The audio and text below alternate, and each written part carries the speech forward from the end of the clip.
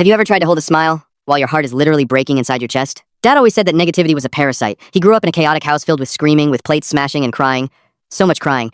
When he had us, he made a strict rule. Our house was a joy zone. Sadness, anger, fear. They were treated like highly contagious diseases. And if you caught the bug, you had to be quarantined. He called it the bright room. It was the guest bedroom, painted this blinding hospital white. If you scraped your knee and shed a tear, or came home frustrated from school, Dad would calmly take your hand, lead you to the bright room, and lock the door. The rule was simple. You couldn't come out until you could look into the security camera and hold a genuine, ear-to-ear smile for a full 60 minutes. If your smile dropped for even a second, the timer reset. He thought he was building resilient, happy kids. My younger sister, Lily, failed a math test in the 3rd grade. She walked through the front door, her bottom lip trembling. Dad didn't even ask what happened. He just pointed to the hallway. Lily spent 4 hours in the bright room that afternoon. When she finally came out, her cheeks were twitching, her eyes were dead, but her mouth was stretched into this terrifying Joker-like grin. "I feel great, Daddy," she chirped. He patted her head. "That's my sunshine. We learned quickly how to swallow our tears, how to laugh while bleeding." My older brother Mason got dumped right before the middle school dance. He came home and just stared at the fridge, his face completely blank. But Dad noticed the slump in his shoulders. "Are we feeling less than optimal, buddy?" Mason shut up, plastered on a massive fake smile, and yelled, "No, sir. Every day is a gift." But his voice cracked. Just a tiny, microscopic crack. Dad shook his head.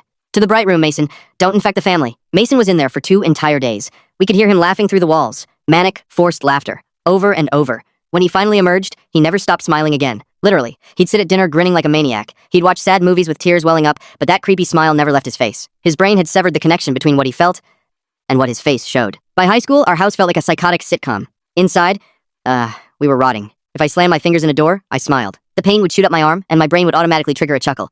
It was a survival mechanism. The breaking point came during Thanksgiving. Dad was carving the turkey, beaming with pride. Lily was setting the table with antique ceramic plates. She tripped on the rug. The plates shattered. A deafening crash. For a split second, the facade dropped. Lily gasped, pure terror washing over her face. She looked up at Dad, waiting for the bright room. But Mason just stood up. He walked over, knelt down, and picked up a jagged glass shard. He was still smiling, that dead-eyed plastic smile. He looked at Dad, and in this chilling, cheerful voice, he said, "Look on the bright side, Dad. Now we have a puzzle." Still grinning, Mason squeezed his bare hand around the glass. Blood started dripping onto the floor. He didn't flinch. "Isn't it wonderful?" Mason laughed. "Everything is just wonderful." Dad dropped the knife. For the first time, I saw my father look terrified. They took Mason away that night. His emotional regulation was shattered. Lily and I were pulled out by child services days later.